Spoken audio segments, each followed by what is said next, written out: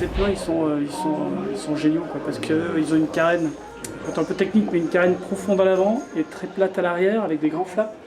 On voit ici sur l'arrière du bateau. Et du coup, ça nous permet d'avoir des bateaux très stables et en même temps très marins. Les flaps, c'est une prolongation de la coque à l'arrière du bateau qui fait que le bateau a un supplément de carène, on pourrait dire. Donc on va allonger la coque. Ça, c'est un premier point qui est très intéressant parce que quand on allonge la coque d'un bateau, on augmente son confort. Le deuxième point qui est très intéressant, c'est que ce supplément de sustentation, il est fait tout à l'arrière du bateau au niveau du moteur.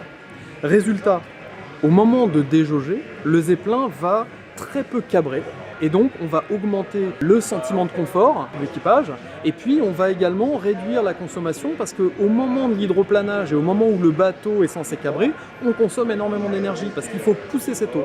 Comme avec un zeppelin, on ne pousse pas cette eau comme c'est le cas avec la plupart des bateaux, eh bien on va beaucoup moins consommer. C'est donc un double avantage. C'est un bateau qui est extrêmement stable, qui est très souple en navigation dans le clapot, enfin, que ce soit dans une mer calme ou une mer un petit peu formée.